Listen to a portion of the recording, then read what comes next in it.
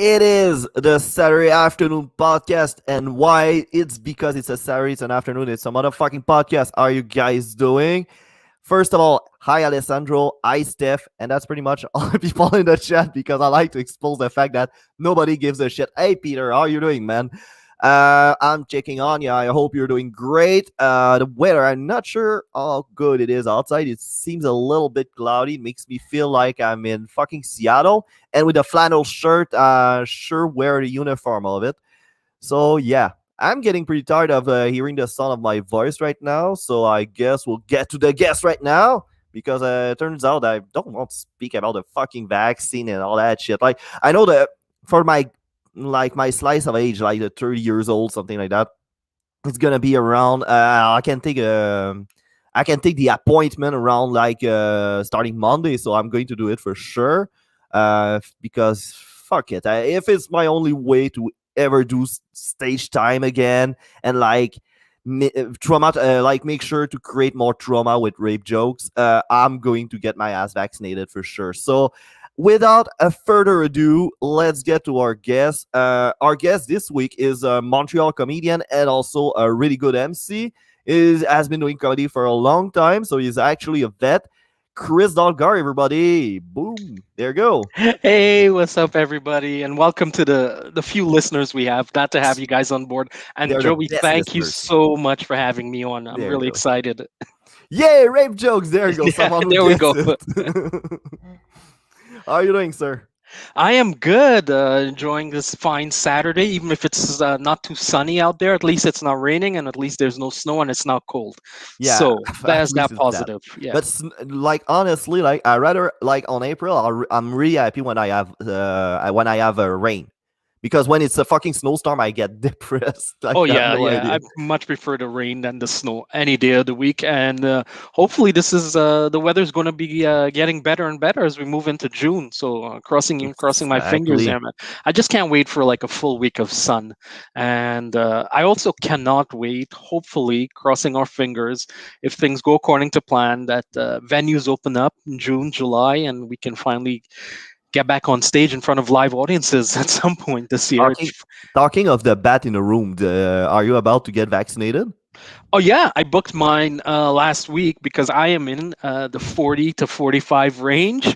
Whoops. I know I don't look it because they know how to say black don't crack, well, brown don't drown. All right, so And brown on brown, no, and man, we look young. I look young still, but I am between 40 and pretty sure you make 45. sure your lightning won't show the white in your beard. I do have white in my beard now. It pisses me off all the time. I need to shave. Every time I grow my beard this length, I always see a few white hairs, and my wife makes fun of me for it all the time. I'm like, oh, damn you, wife. Like, What is but it's true. hilarious? The way you sound like when we talked like this morning, you talked to me about the white in your beard, and now I don't see it, and you're trying to convince me that they're there. It's there. I can promise you it's there, but I don't know if I move closer to the camera. No, you can't. You probably can't see it on the camera. I can promise you it's there. Just for you, when I do see you in person at some point, I'll make sure I have a full thick beard, and you'll be able to see all the white hairs.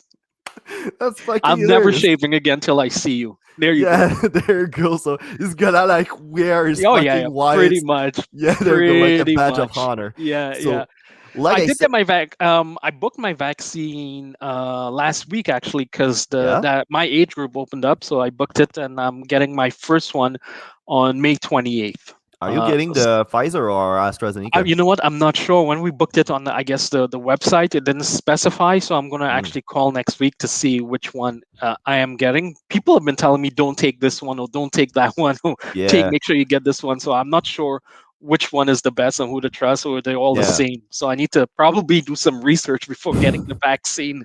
If it can help you out, though, I've read an article in the National Post that was kind of quoting the NECI, which is a national agency about like the epidemics and stuff like that, and they Yeah. were saying that the AstraZeneca, if you're around 30 years old, it's not worth taking because the risk associated with the virus is a bit lower than the risk associated with the vaccine. But if you're a bit older, like 50, 60, whatever, up to that, Yeah, no brainer. Take whatever you're receiving in your arm because obviously, like the virus is way more dangerous than the vaccine. So Well, let me ask: is there?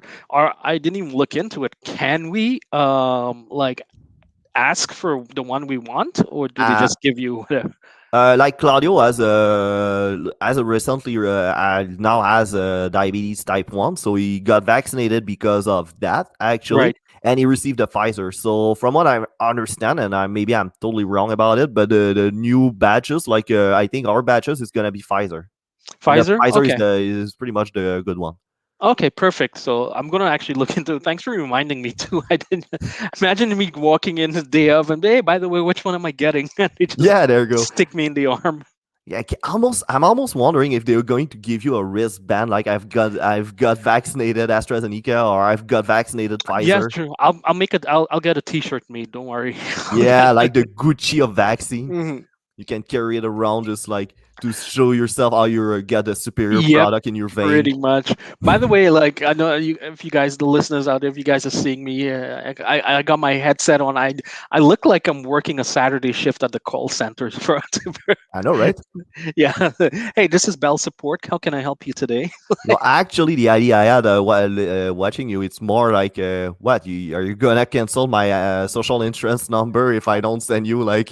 Yeah, it feels like a scam call, right? Feels like I'm just Exactly. scamming you from India. Look at me. I'm Luke Brown. So, Yeah, there you go. But the fun thing though is, like my girlfriend was receiving a lot of them, so I'm like, if you press zero, you can yell at them, and she's like, okay, but she's a nice woman.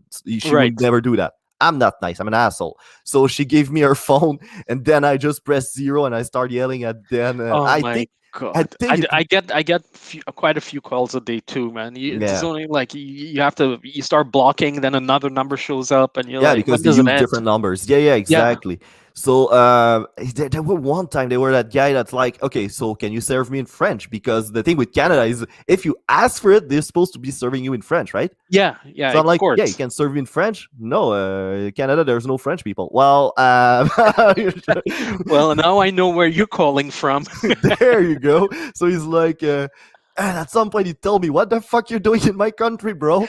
I'm not kidding. That's actually what he said. Oh man, Oh my god. these fucking guys, right? They like so dedicated to all fucking things. Start being Oh, racist on me in my own dude, fucking country. there. I'm just like, do you think like they make so many calls, they must get a couple people who fall for it at least? Oh, for sure. For sure. Okay. If they go through the trouble of like building those call centers with a lot of fucking people to calling Yeah. all day, oh for sure, man. Oh man, I feel bad for those people. Well, not really. I mean, you know you should be, you know you're getting scammed. Like, Yeah, come on. yeah, yeah. So yeah, and also for the caller because a lot of them like they have no other options.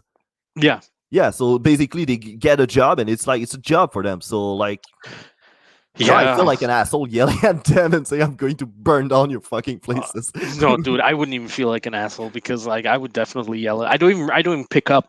To be honest with you, like most of the time you're in the middle of the day, you're at work, you're working, you don't have time to answer the phone, Yeah, anyways. exactly. Let's get into the meat of the subject. So, like I said, you are a really experienced stand-up comedian. So, how long you have been doing comedy for? Oh man, it's been. I would say I can't pinpoint the exact year, but I would say about over 15 years. I would say. Over 15 years. That's pretty cool, Yeah, actually. yeah, a And bit more maybe, but like I would say I'm approximating. But yeah, so it's been a while. cool. And to get into those lazy questions that everybody always get Who asked. wants to know? Yeah, wants to know. I don't know about that. How did you start doing comedy? What happened that you got the idea? Oh, Okay, I'm gonna talk shit in front of a bunch of people. I oh don't well, know. what happened is even before I started, the I guess the passion for it came even before it started. Yeah. This was way back in the day before like the internet was big or anything. You know, you used to have late night TV with like Letterman and Leno, and at the very end of the SNL. episode, SNL, yeah, Yeah. but mostly like Letterman and Leno. Oh, really? At the very end of each show, they'd either have a musical guest or a comedian, Hmm. right?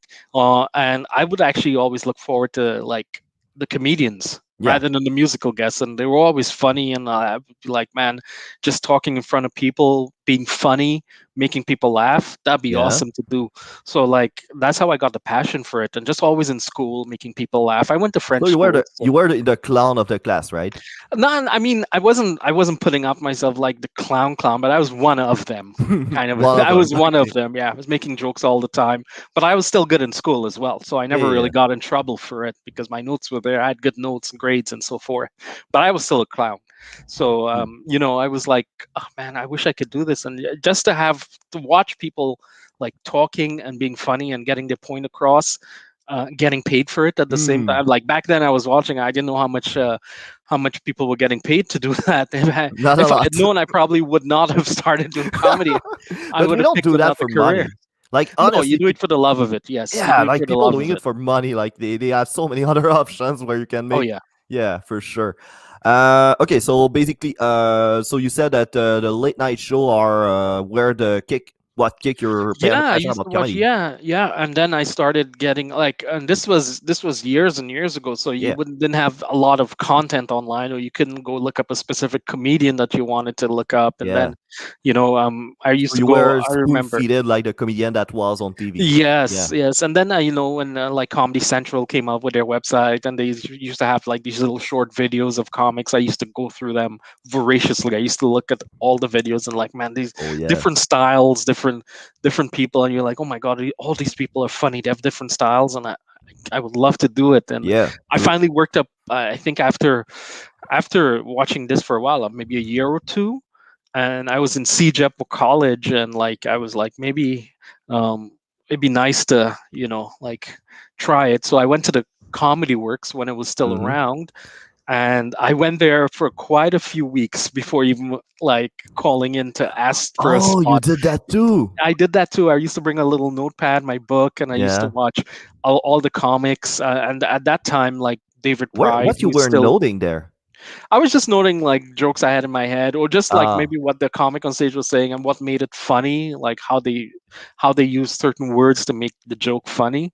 So Hmm. like the wordplay was that was really interesting to me. And Did at the that comedian time, on stage got it to it and saw you like taking notes and no, no, were I was worried you always in the were stealing back. jokes? I was always in the back. Because So I thought about doing that at some point because I did the same thing but with a comedy nest and like basically I thought about I'm going to bring a note but then I remember that comedians are really like paranoid about getting oh their yeah, well joke see, stole. as the So thing, I didn't know anything about comedy, right? So for mm. me, bringing in, I didn't know what the rules were. Like, Oh and shit, I okay. wouldn't have done, yeah, but I mean, they never saw me, and they like, I used to Yeah, you just, went back room yeah, so and they I used didn't to care. write my own stuff. I would never steal anybody's No, material, but right? I mean like when you bring a note and somebody see you with that they might think that you're yeah. Yeah, of course, yeah, and Mm. but at that time, I didn't know. I had no concept of what the rules of the game were. So Jesus like, Christ.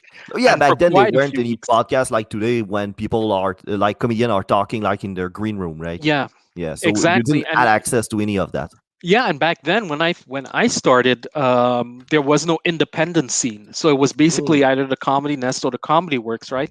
There Yeah, wasn't any real independent scene like there is today. I mean, before the COVID happened, yeah, where you have a lot of comics running different shows in different places, the bars and underground shows, so forth. That didn't exist. It yeah. only started after I started doing stand up. Okay, Um, so if any of the none of these room were actually a thing, so basically how many shows per week you were doing? Oh man, you'd be lucky to do 2 shows a week if you What? could. Yeah, because there were so many Jesus people Christ. vying for a spot at the Comedy Works. You'd Yeah. call in. The way it worked is, I believe you would call in on, if I remember correctly, on the Saturday morning What? to leave a message. You had to leave a message Okay. and say, "Hey, my name is Chris. I'd like a spot this upcoming Monday," because the open mic nights were on the Mondays, I believe. So Okay. now, if you were chosen to perform, you get a call back, and the guy would be like, "Hey, Chris, it's Mike from the Comedy Works. Just want to let you know you're on this Monday. If you receive no call back, if you phone and I know I'd always be checking my phone. I'd always, and if I didn't see any phone calls or any number, your soul would be crushed. Like Oh, really? your soul would be crushed because there you couldn't perform anywhere else, and you're like, Yeah. and the thing is, like, if you got on stage one week, Mm. like you're pretty much guaranteed that you wouldn't get on stage again for the next 2 3 weeks because they had a Yeah. lot of comics calling in, right? So And they you have need to to give keep everyone a things chance. fresh and moving. Yeah, exactly. Yeah, they cannot like So just book the same guy over and over again. exactly, Yeah, yeah, exactly. So, yeah, so that was quite an experience, like waiting for stage time. It wasn't as many stages back then as mm, they are now. So I'm happy to be like, before COVID started, we had a lot of stages. yeah, Maybe not as many as we'd like in Montreal, but like there's still a lot of stages we can, perform on a nightly basis. So that was a yeah. good thing. But back then there wasn't the scene at all. Especially for those who speak the two languages. Like there's Yeah, French yeah. open mics, there's English open mics. So if Even you, on the French side, yeah, I was doing French as well, comedy hmm back then. I started doing French comedy later, yeah, but there wasn't as many stages as there are now as well. So both scenes have really grown in yeah, terms of the rooms and the people running the rooms, which is awesome to see. yeah, that's pretty cool because yeah, that's something I noticed like now, like I've heard in on the French side what can happen is because I'm French but I don't work a lot in French. Like the thing that's funny is you can just do a show and then right after you get a fuck out, and not even after the show but like you did your set, you get a fuck out and do another one right after. Exactly, which Mm, is awesome. Like I've done that before, and it's weird. Like it's weird to see it happening in Montreal because where I came from, there was like one show a night, and yeah, you'd be lucky to get on that. But now you can do a show, then run, then after you set, you run out to another venue where you can do another show, which is awesome to see. so basically the key to get any better, like you agree with me, to do as much show as you can, right? So Yeah, yeah, exactly. two That's shows per week. That must be hard to get any good. So I'm pretty yes. sure that you must have thought, okay, I have to move out of Montreal, or did you Yeah, try and I any other thought show in? I Yeah. thought about it, but circumstances kept me here, and Okay. you can't regret the decisions. Like Yeah, I'm yeah, for really sure. happy. Like if I had gone to Toronto, maybe my career would have been different, my Yeah. life would be different. But now I'm happy in Montreal, like where I am. I'm a married man, married my beautiful, wonderful wife in There you go. 2019. Met her here, so I would not have met her had I been in Toronto. I don't think so. Everything. I guess everything happens for a reason, so Exactly. there you go. I'm happy to be here. Like I'm really happy to be here. This is where my life is, and I'm like, um, I have no regrets. Let's just say. Oh, that's perfect, man. But what I meant actually is like, did you try to go to do other shows outside of Montreal? Yes, I did. Like Toronto, Ottawa. I went hmm once to New York back in the day. Oh shit. Now I don't obviously can't travel as much, but when things do open up, I'd like to do it again. I went to the East Coast, the Maritimes as well, out to the West Coast, Vancouver. hmm So those were all really, really, really cool experiences. It's fun just going to other places and seeing how they are and how they do comedy and like what the mentality of the crowds are as Yeah. well. Oh, that's interesting because so, sometimes when we think about Canadian comedy, a lot of people think it's like all the same thing from one coast to the other. So No, did it's you know that? completely different. Yeah. Oh, oh, how different it is. Well, I mean, in terms of the crowds, they're like West Coast. I think they're more, I guess, politically correct than we are here on the Ah, East fuck. Coast, kind of a thing. But I mean, you still have those, you have that anywhere, right? Yeah, yeah, yeah, for So I sure. mean, if you're a good comic and if your material is strong, Yeah. it'll hit anywhere, I think. Mm. Okay, so I need to work on that. Actually, I'm working on a new 5 minutes. So Well, that's where it starts, man. Work yeah, on a new. It starts with 5 minute blocks, I would yeah, say. exactly. Because Yeah, like I noticed with my last 5 minutes, everybody was getting murdered and raped, and like yeah. so I'm like, There yeah, you maybe not everybody needs to end up like a Greek tragedy. No, that's it. And to get a good 5 minute comedy, to get a good 5 minutes, I would say you have to go through 20, 30 minutes of bad material. Ah, Or for just, sure. yeah. So it's not like to get that solid 5 minutes, you have to go Yeah, through a lot more material. yeah, And you have to exactly. just boil it down to a really good 5 minutes. So that's the process of like always coming up with new jokes, keep writing, just Yeah, doing it and constantly doing it because and doing it on stage. That's the only way you get better. I mean, there's only so much you can do when you're writing and stuff, but like you have to go out there and perform and be in front of people. yeah, exactly. And also like always being questioning yourself, like looking at Yeah. your stuff, being like, okay, so don't get married to your jokes. Like sometimes there's stuff Yes. that I write, they're fucking hilarious on the moment, but sometimes I realize, okay, that was something funny in the sperm of the moment, But Yeah. now it will never be funny with a bunch of strangers that wasn't Well, there. that's it. Yeah, Yeah, exactly. So you got to try it out, and some jokes even in the opposite direction where you yeah. this isn't funny, and you try it out, and like people are laughing and say, "Oh my god, okay, I underestimated my own joke." Yeah, I have that with my opener where my opener, which is a dick joke, and I'm like, I don't understand why that fucking joke works, but But dude, somehow it does if actually. it works, it works, man. There Yeah, you go. there you go. Did you try any writing process? Or how did your writing process evolve Well, through your that it, 15 it years? evolved. Well, when I first started writing, I was like, when I first started, I was kind of a word for word guy. Okay, I'd go get a yellow legal notepad with the yellow pages. I have my big pen, and I'd sit down in a coffee shop or at home and just write out my jokes, but word for word. So it'll be yeah. pretty long, right?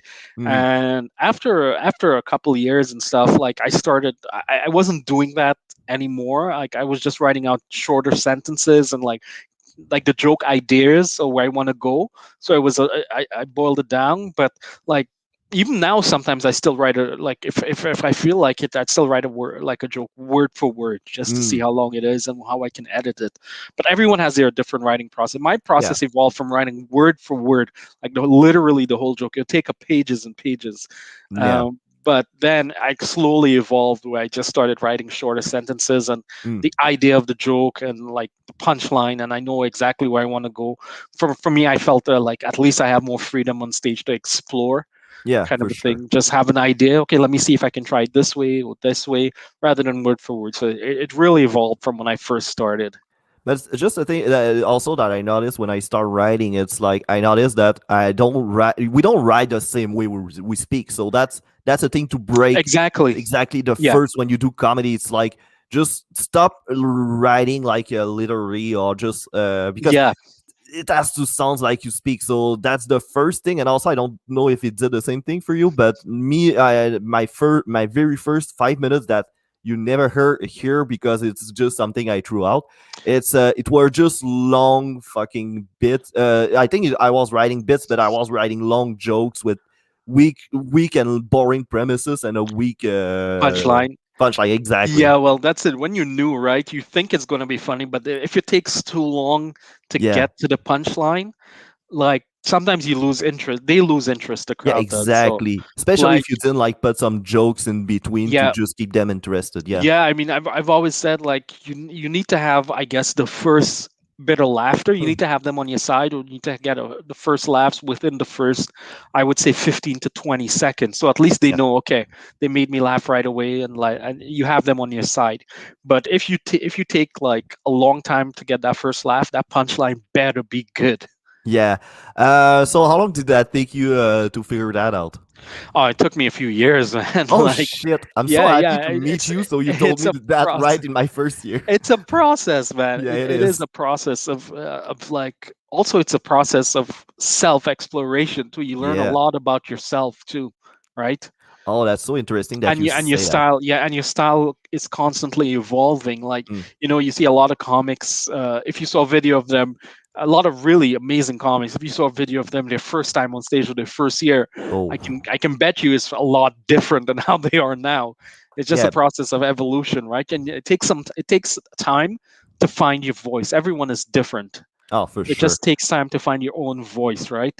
So, talking about finding your voice, so how did that evolve through that 15 years? I know I'm asking the same question with different flavor, but like how your style evolved during that 15 years. Well, I mean, when I first started, and I'm not the only one. I'm sure a lot of other comics that it's kind of like you pick your favorite comic that you like, that you love, and you try to kind of copy them, right? With Yeah, yeah, yeah. it could be subconscious, but you always try to copy them and be like, okay, and they always seep into your subconscious. You may not know it or not, but Yeah, like yeah, yeah. you sound like your favorite comic, right?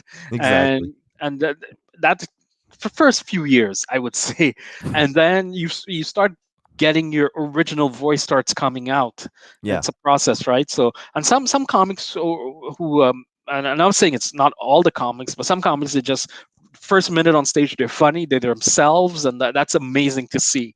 A lot more comics are like, okay, I'm gonna try and follow, kind of like recreate what this comic, my favorite comic, is Mm, doing, but in my own way. But you're still kind of doing it their way instead of your own way, kind of a thing.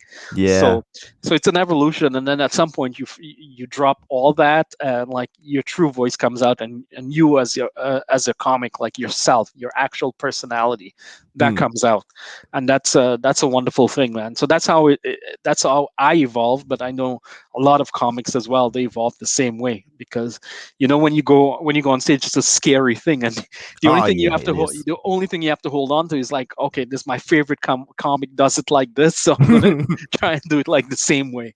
Yeah, why paying $100 to see that guy when he can come When you see me can for cheaper? you pay $5 at an open mic and come see Kris Dulgar. There you go. Yeah, there you go. Or uh, Joey Laflamme. yeah, there you go. So, do you remember when you have like that fucking epiphany when you figure out, okay, this is my voice, this is exactly how I should do It comedy? wasn't. That's a fair question. It wasn't like a specific moment. I think it was during the course of a few months where I was like, okay, this is me. This is who I am. Yeah, Like, I know my personality. I know how I act around people, and like you gotta kind of not kind of. But I will always say, stand-up comedy is yourself, who you yeah, are, plus 10-20%, because it's performance as well, right? yeah. It's like it's always comedy is always exaggeration at the same time. So So important that you say that it's all about the comedian because I remember I saw an interview from Louis C.K. And before he started to do like really dark stuff, I remember he said, I was writing plain jokes and stuff like that. And then he listened to an interview with George Carlin, Inception of interviews. yeah, And basically he went like George Carlin, the way he write, it's like every year he would write an hour and then he threw yeah. all that in the trash and he started writing. Really, a new hour. Yeah, Exactly. So if you write about yourself, there's no way you're gonna run out of subjects. exactly. That Mm. is completely true, and a lot of a lot of comics, they're very like prolific. Like Carlin, Yeah. I know, like Chappelle is very prolific. Comes out with a Yes. new hour. Louis C.K. you mentioned, Yep. Bill Burr as well. Mhm. These guys, they really push the envelope of just new material, coming out with new stuff. Even Seinfeld, man, Seinfeld, it Oh comes out. shit. Yeah, you write a Yeah, lot.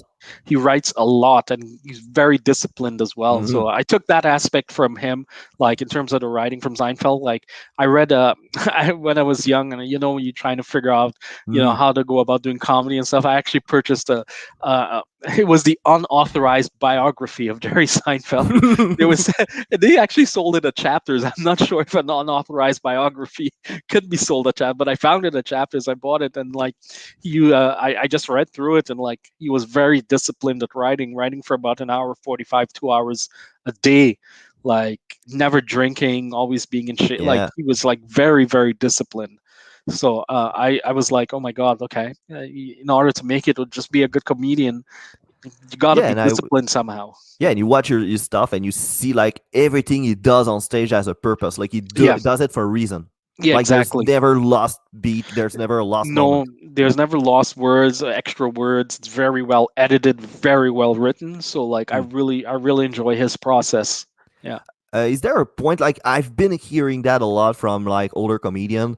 Like you say you've been doing this for 15 years, but that kind of remind me that the first time I was aware of Anthony Jeselnik, that was like was in for 12 years, and he was talking to a guy to Russell Peters, and Russell Peters asked him how long he has been doing Jeselnik has been doing comedy, and Jeselnik answered 12 years, and it's like, okay, you're a baby, you're fresh. Yeah, that's So how it is. yeah, Yeah. it is, Like right? it takes a while. It's not comedy is not it's not a sprint, okay? It's not a Yeah, 100 exactly. meter dash. It's more like the 50K marathon. Like it takes Yeah, time. Like even someone like Louis CK, where you think he was huge, yeah. like it took him years and years and years. And other comics too, like it took them years. Richard Pryor. Richard Exactly. Pryor was trying to be exactly like Bill Cosby, and at some point he was like, "Fuck it, I'm gonna be Yeah, myself." gonna be myself. Yeah, I saw that documentary. Like, because even back then when he first started, right, he had to, I guess, he had to clean it up for the white Yeah, audiences back then, and he had to like be a very vanilla. But then at some point he realized, just like Carlin did, no, I'm just gonna be myself. yeah, and it's basically the guys that started like the trend of talking about yourself, talking about life, and all Yeah, the dark and like sad yeah, stuff, and trying to make it funny. yeah. Uh, is there a point like I've been hearing that from a lot of comedians that they stop watching their own favorite comedians because they feel like they always try to I've emulate heard them. that too. I mean, Yeah, like did you my do that? favorite. I did not stop watching them. Like I kind of reduced my consumption Ah, okay. of Which ones? comedy.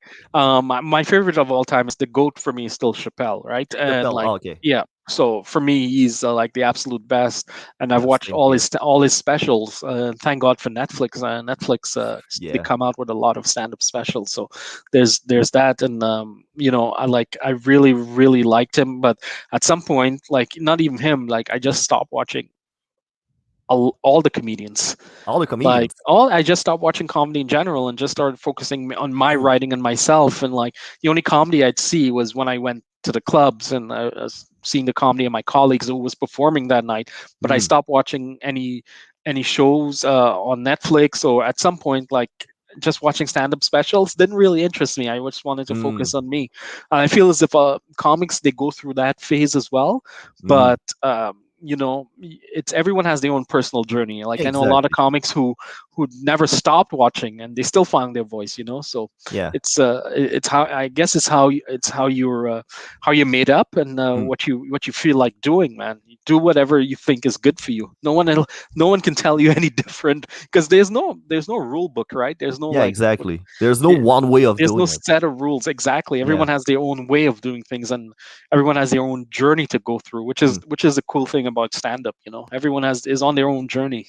It's pretty cool the way you say it because a lot of comedians will just peddle the advice like it is the only way to follow it. But here Yeah. you're basically just follow your own voice, figure out Yeah. what works for you, and Exactly. I mean, you can lean on advice from the older comics, the more yeah, experienced comics, but at the end of the day, it's just you and the mic, and it's yeah. it's your jokes, and you're the only one there. So, like you Not gotta sure any you gotta crowd. fight your way. Yeah, you gotta fight your way through it. There you go. Not sure any crowd ever will like you bomb on a joke. It's like it's not me. It's this guy would give me that Exactly. shit advice.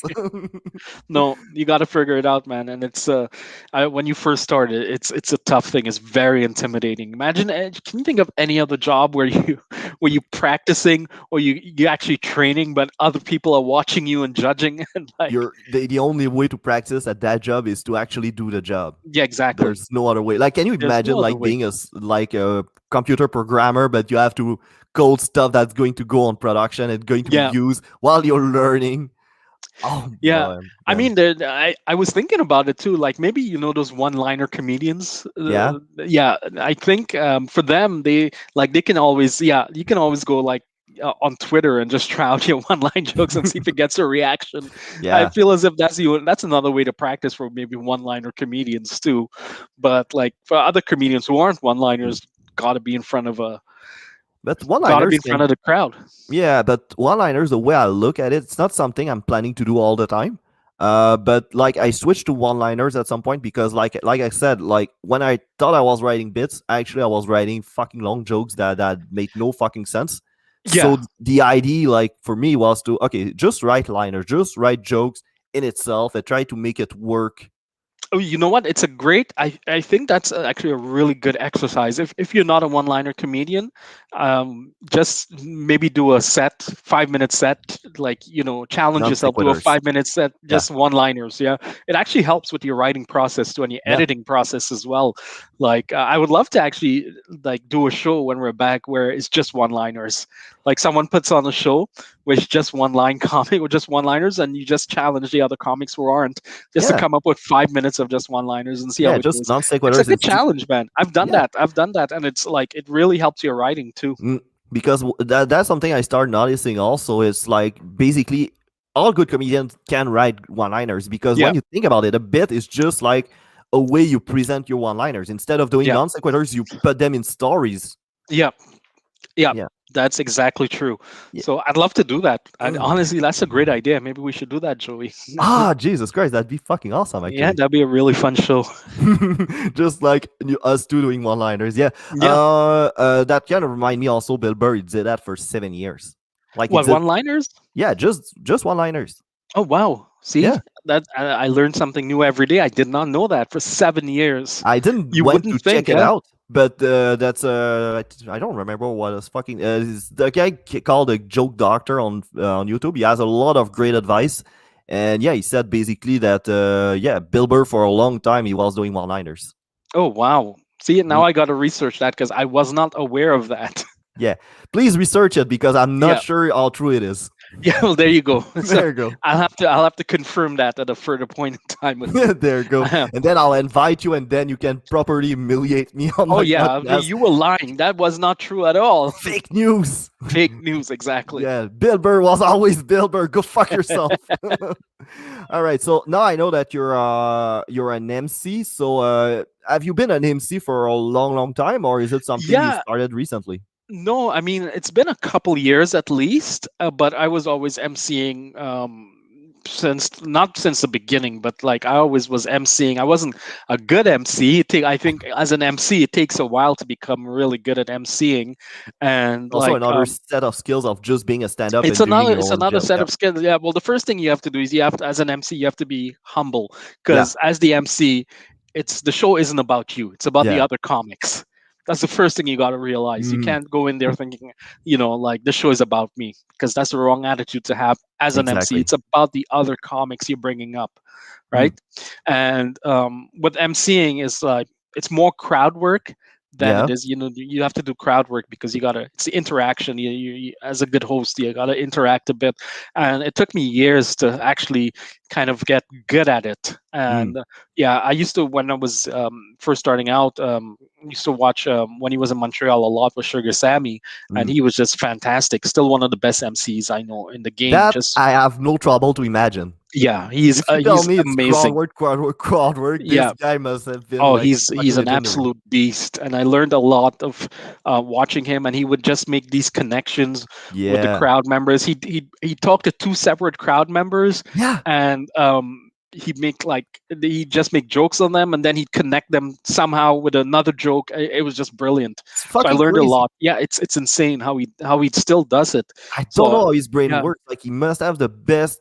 Like he must be the most focused guy I ever met in my Oh life yeah. because this Like guy can make a joke about a guy like, and 30 minutes later is just it like comes back. Yeah. connecting and that same jokes to the other joke you make with Yeah, that it's crowd. it's it's a beautiful thing to see.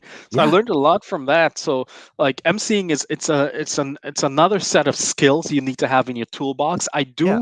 I do recommend to all comedians when they're starting out at some in their careers and stuff to start emceeing as well, because it's another tool in the toolbox.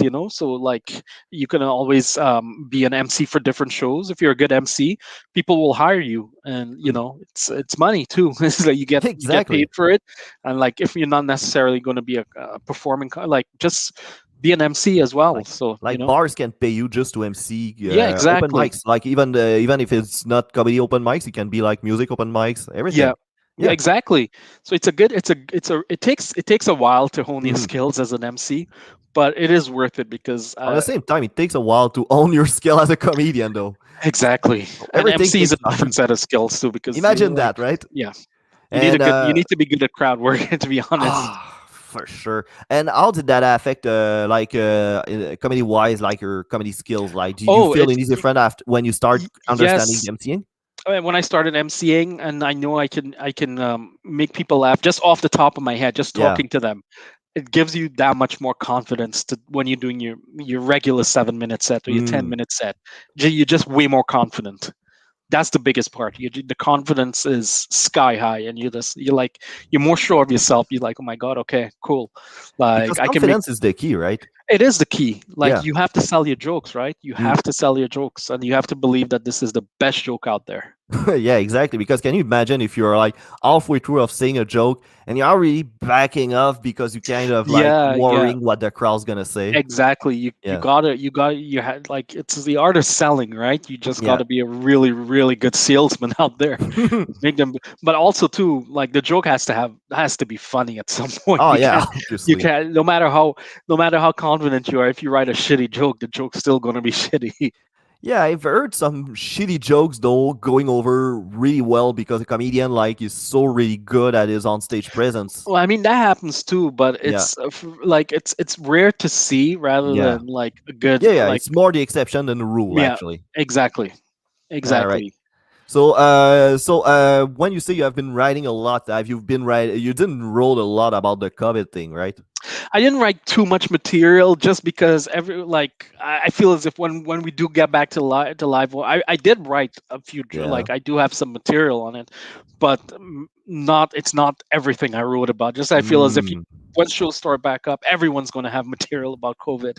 yeah. Everyone's going to have material about COVID. So, like, and you had said it before we started the podcast. We had our Mm, initial meeting. You were yeah. There you like, go. well, everyone has their own experiences about it, Yeah. but at the same time, I feel as if for as crowd members, people in the crowd, they're finally coming out to see shows for a good time, and they've been going through COVID as well as like the rest of us, and maybe at some point they want to stop hearing about it and maybe Yeah. hear about regular stuff. So that's the approach I'm taking, anyways. Which one doesn't mean I won't talk about it, but it's not going to be my whole set or my whole show.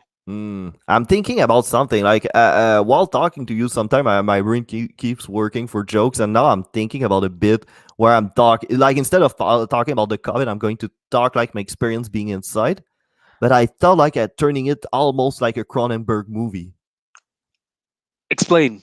Like, oh, I changed during that thing. Like I gained weight. Now I feel Oh, there's fat I'm not supposed to see there. that's And all my of chin us, man. disappeared. Yeah. Thank God the camera can only capture my face. There you You go. know, it stops at the neck because it's not pretty down here at all. Oh, But I feel it's just that's all of us, man. Like when yeah. you're stuck at home, like you start eating more. Like Yeah. even like I started drinking more as well, eating more. I was gaining weight, and like only recently I stopped. Like I started eating a bit healthier, Yeah. and I stopped drinking. So like I hope I could figure out a way to be on munchies and eat kale instead.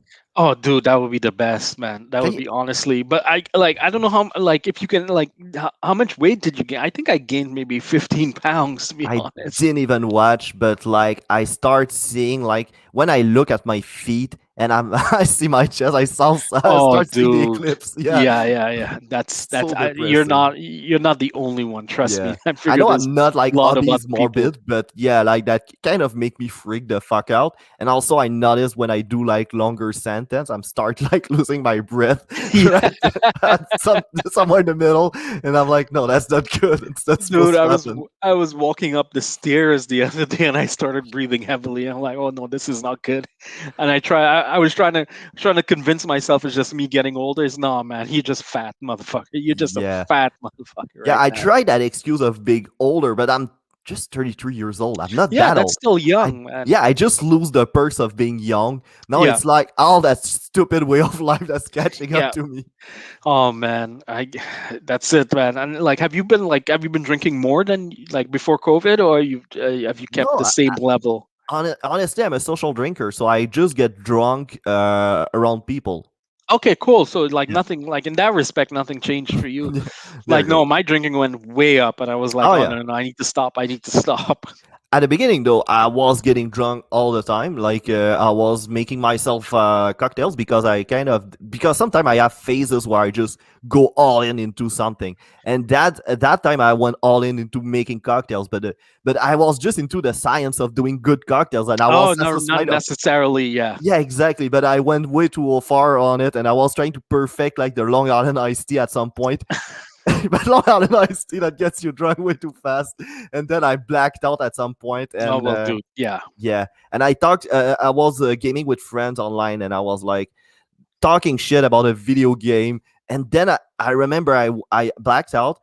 I remember I dreamt about that game, and I was like, wait a minute, did I buy it? And then it started on my console, and I went to watch, and I'm like, yeah, there goes my $80. Oh, dude, it's crazy to think about how things were and how Yeah, things are right now. It's just insane.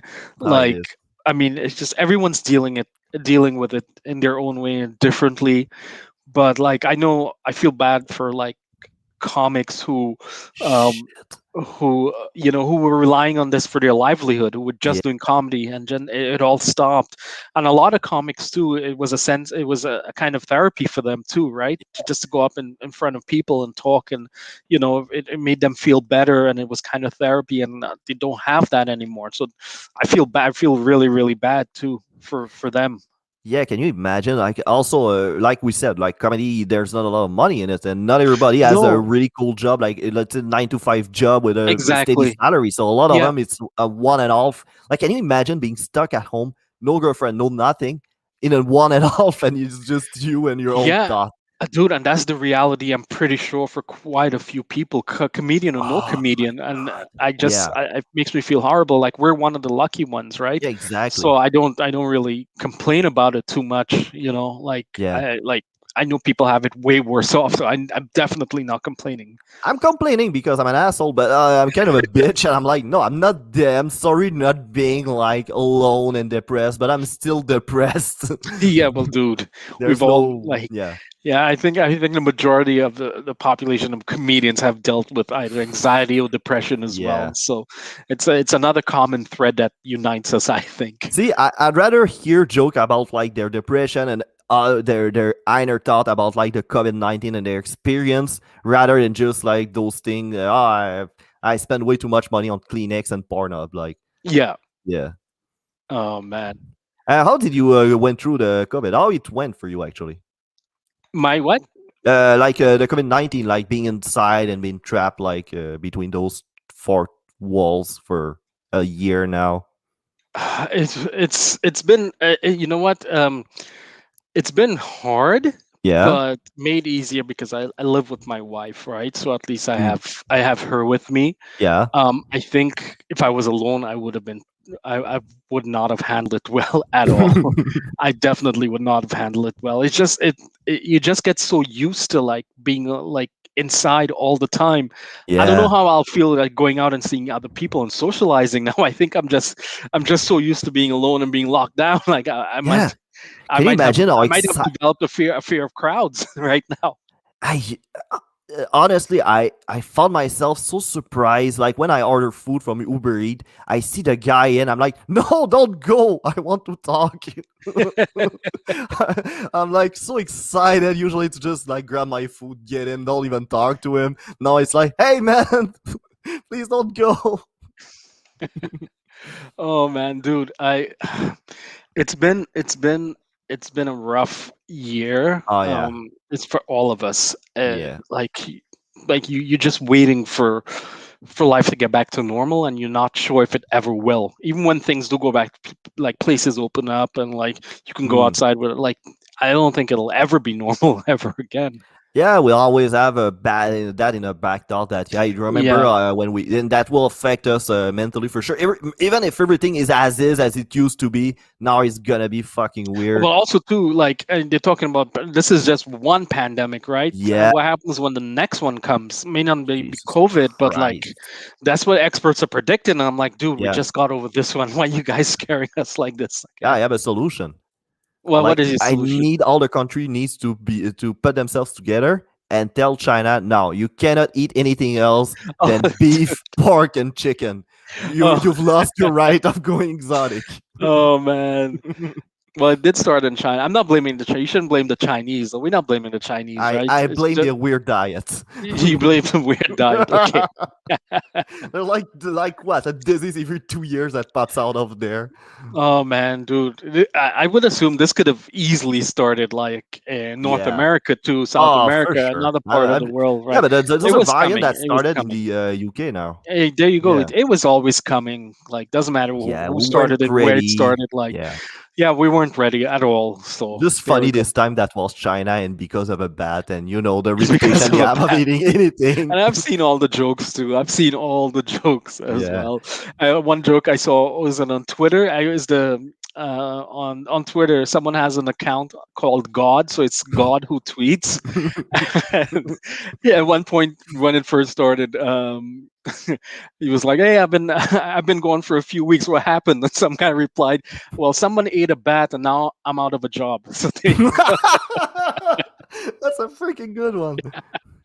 Yeah, the Uh, pandemic make me feel like the Joker because I oh have man, my plans have been ruined by a bat too. dude, everyone's plans, like not even like personal plans, even like, and people are way more upset about anything else, but I find people get really upset about their travel plans were disrupted Oh for yeah, some reason. for sure. People, oh my god, I can't go to Cuba anymore, and they're so mad. I was like, really? That's Yeah, on the same time, I kind of have a hard time just telling them to nah, shut the fuck up. We're all in this together. I mean, yeah, I've been complaining a lot, and I understand, and I've been complaining for all sort of stupid shit. But oh when man, you it's human use this, condition. We're yeah, there you humans, go, man. We complain all the time. We're never there you go. satisfied. Yeah, exactly. Like, can you imagine? Like, we used to be hunter gatherer. We had all the food we wanted, but now we're like, okay, let's farm shit and stuff, and Yeah. then yeah, and then we were vulnerable to disease and stuff. It's like, ah, Oh yeah, that's it. That's it's. I mean, this is just like I'm sorry to say, but I have the personal feeling like we haven't seen the last of any pandemic. This is oh, for sure. probably the first one, and like I hope we're gonna be prepared though, because we have to be. because this time around, like I can understand that we made a couple of mistakes, but like after the second one, if we're not more prepared than that, and it looks as improvised as it is, I'm like, people are going to lose their shit. Oh yeah, people are already losing their shit, man. This has not Post been protest. this has not been easy mentally for people like Oh yeah. me, like other people. Like it has not been. It hasn't been easy mentally, physically. Like it just drains you at some point, you know. Like But I don't I, know if you feel the same thing as I feel. Like I'm looking at people right now, and I see that people are seeing like some light at the end of the tunnel. oh, there's light at the end of the tunnel. Mhm. But that's what keeps us. That's what keeps me hopeful. Like there Yeah, there has you to go. be light at the end of the tunnel. This can't hopefully keep going forever. There's got to be some kind of light at the end of the tunnel. And now, obviously, we're focusing on comedy, right? Like There you go. so this is being a comedy project. The light at the end of our tunnel is like being Shows able are to starting. perform again. Yeah. Yeah, that's Like, it. yeah, I Venues saw opening up, Pantelis crowds. performing at. I didn't go watch it, but I see like some comedians starting to perform in front of actual people Oh, in that's Quebec. awesome. Yeah, that's Yeah, really good to see. Hopefully, it's just the start of what's to come. But yeah, I'm like, I'd be so disappointed if, like, you know, when was it last August or something? We had shows going for a few weeks. Like, it yeah. started back live shows, and then after a few weeks, they shut us down again. I think I'm that was really 2 months. hoping, yeah, That I'm was really a hoping really this cool. time. Yeah, I hope it's gonna be for the Yeah. long run. But I think this time around, since we have like, oh hey George, and other people, sorry for kind of forgetting about you. I'm well so caught up in the conversation. There you go. Hey, Life everyone. shows that we need in comedy. Yeah, exactly. Like everybody needs to be able to perform on stage. Like if you do music and anything. But I think Oh, musicians yeah. that they have a easier time to adapt because they could have just sent their stuff over to Instagram and not Well, Instagram, but I mean Spotify. Spotify. Well, Mm, for musicians. It's I think, but we're a different breed, stand-up yeah, comics, right? So we need that creative outlet. yeah, Like you need that creative outlet, and like I mean, you can do Zoom shows and stuff, but it's not the it's same not thing. the same. It's not the same. Like At the to same be, time, it's though, like it's like the difference between actually having sex and going see a porn. It's like it's kind of the same thing to me, right? So if there's no sex available, I'm like, yeah, I'm going on porn. But good, but like, that's it. yeah, there you go. I That's not feel the it's same like thing. I mean, and I know a lot of comics out there very successfully doing the Zoom shows. Good, really good for them because it's a way for them to make money as well. You know, Yeah, like exactly. you have to adapt. You do have to adapt. What I'm saying is I just miss the live venues and the Oh, live same. audiences. It's Sa- it's you can't compare the two.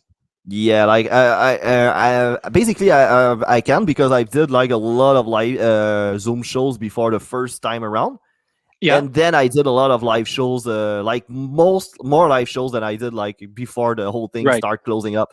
So I can in my head I can compare. It's not the same thing. Like It's the Zoom definitely. shows doesn't prepare you at all for the stress of actually having people in front of you. Oh yeah, but that's Yeah. it exactly. And what would you like? How was your experience doing the Zoom shows? The like, is it kind of weird or for you personally?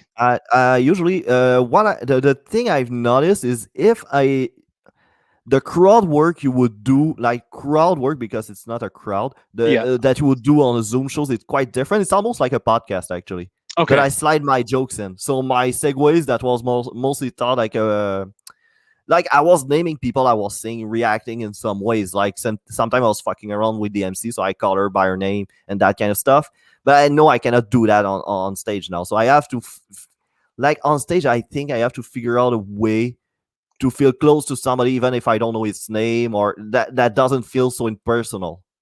Well, yeah, but that's how that's how it is, man. And Yeah, I miss that. I miss actually just looking at someone smiling at me from the stage and just right. laughing. I like it. Just feels like what a Zoom show feels like they're so far away. Like, It's so tough to explain to another yeah, comedian, like it's not the having a same energy. It's not yeah, the same energy at having a all. whole room to laugh, just that Yeah, sound, right? You don't yeah, see anything, but just the laugh. yeah. It's That's a the beautiful part of it, you know. And I Jesus also Christ. miss like just even after the show, before the show, just the social aspect of hanging out with my fellow comedians, my colleagues, you know, just Oh shooting the yeah, that's breeze. fun. Like, you know, I miss like a nice summer's night when we all have a show. Before Yeah, the show, we hanging out. After the show, a couple beers, we're hanging out, yeah. chilling, you know. The last show I we miss all that did, part. yeah, the whole show we all did like on October though. That wasn't like just a couple of beer. That was the mother of all blowouts. Oh yeah, for sure. I think we knew things were coming to an end at Yeah, some point, so like might as nobody well actually enjoy. believed the 28-day challenge. Oh no, no, definitely not. Oh my god, so I miss seeing people like Yeah, outside my bubble. Like I miss hanging out with people. I miss going out to dinner with my wife at a restaurant. Like you know the simple things like that. I'm not complaining, but I just miss it, right? And it's fine to complain. it People feels say, like it's so long ago. yeah, Like I know. But you know what? I understand like people like a lot of people tries to make us feel guilty for complaining, but fuck it. You have the right to no, complain. you Yeah. shouldn't feel guilty, man. It's just that I know, like, when I think about complaining, I just realize, holy shit, people probably other people have it way worse than we do. Ah, So yeah, for sure. But at the so same that kind time, of stops me. But yeah. like, in the back of my mind, I'm still complaining all the time. Yeah, there Like, you go. We all you don't do think that, right? I'd like to travel. I'd like to like go to a movie. I'd like to do comedy in front of live audiences. Yeah. Um, but doing my part. Just say doing my part, keeping my ass home, and hopefully it helps. And this is taking that vaccine. Hopefully everything is I done, and hope. we can get back to normal. I don't know if you will agree with Dark Stand-up theory, but he says like comedy only works with miserable people. So obviously, people has a lot of miseries in their bank account right now. So I'm pretty sure they're going to be the easiest fucking audience will you'll ever have. Oh yeah, for sure. We're just a bunch of miserable bastards. The Yeah, right. problem with miserable bastards is we need a venue to shout our misery and to Yeah. complain, and we need that stage. And when it's taken away from us, we just become crazy, miserable creatures. Yeah, there you go. And basically, you have like those miserable crowds that just ready to pay to have that Oh natural yeah, for reaction, which sure. is a laugher. Yeah, that's the thing. Like I miss like doing a controversial joke as well, like and having people like moaning and laughing at the same time. Oh, dude, Like that's the I miss best. that extra. I miss that reaction from a crowd where you do like someone does a controversial joke, and the crowd they know they shouldn't be they start laughing at it, but then they realize, oh, I shouldn't be laughing at it, but that joke was so funny. I'm still happy. So I miss that part of it too. Kind of remind me, I had a podcast with a guy named NG. He has a podcast called the NG TV Show on YouTube. Mhm. And yeah, that was funny because I never noticed it. But when I did that Nova Scotia joke, like about the shooting, yeah, people just didn't laugh for like, didn't say anything for like 2, 3 seconds, look at each other and start laughing. Yeah, but that's it. Like It's people fucking just looking crazy. around to see who's gonna laugh first. Can I laugh at this? Can I? And I miss that. I miss that energy of like like a Yeah. joke that you shouldn't be laughing at, but you definitely dying with laughter because Yeah, that's what yeah. comedy is, man. Comedy you go to laugh. Yeah, about like all the like is what I like about comedy. It's like all your weakness became your strength. Yeah, Yeah. yeah. So Like you can joke about anything. I think that's my yeah, opinion on comedy. Like you can definitely make a joke as long as it's funny. yeah, but on the same time, also when you're just starting, like you don't know how to make it funny, so you try to figure that out, right? Well, yeah, and Yeah, that's it, and that's what like a lot of young comics like they want to be funny and they're trying to get their point across about something controversial, but they just don't know how. And a yeah, lot of the times, people think, well, this person is an asshole. It's no, it's yeah. just There you like go. they're not an asshole. They just didn't know how to be funny with the Yeah, specific joke. they'll still figure it out. Like it's They're still like you figuring it starting out. at your Yeah, job. You yeah, were sucking. That's the same thing on comedy. But the yeah. thing is, he has to suck in front of people to actually Oh, get for good. sure, for sure, and that makes you strong. That makes you Yeah. mentally. That makes you so much. That makes you really mentally strong, man. Like being a comic and you first starting out and you just bombing and sucking every Jesus single time you Christ. go on stage. It toughens you up, man. And at some point you're like, okay, okay, fine. I can handle. I can handle the no laughs. I can handle Mm. people staring at me. I can handle the silence. And then you're ready for I've experienced corpos. that before. And then you're ready. You're ready. It's like, You're okay, ready I'm for to strong do now. corpos. There you Yeah. go. But yeah, I was about to think about something, but I kind of lost it. You So lost your train of thought. yeah, there you go. Anything to add before we finish it? Oh no, man! I just wanted to give a shout out to you, Joey Laflamme. Thank you Oh, so thank much you, for man. having me on the podcast. I had a really good time, and it's good to like be able to talk to someone from, Who's who's not not a my family wife member. and who's not a family member. Yeah, it's good. I had so much fun today, So and I great. hope we can do this again. Thank you so much, and huge thanks to the people listening in right now. All right. And if anybody that is watching, 5 of them now, where can they find you? Oh well, you can find me on, of course, the Facebook, Chris. Yeah. That's Kris. Family name Dulgar, Dulgar, and that's my comedian page. Or my personal page is Kris D Dulgar. Instagram at Stand Up Chris, and Twitter Kris Dulgar. All right. I'll put all in this in the description. Yes. And for the Dirty Four, tomorrow night we'll receive Daniel Grinnell again, a comedian from Detroit. The guy is really, really crazy funny, and it was a really good time. And I like the way you roasted everybody in our chat, and me as an asshole, I was just like, "Hey, do you see what this guy said?" All right, and stay tuned because we have a lot of cool shit coming up. Thanks a lot, Chris, for being on, and for you My guys. pleasure. There you go. And for you guys, thank you, fuck you, bye.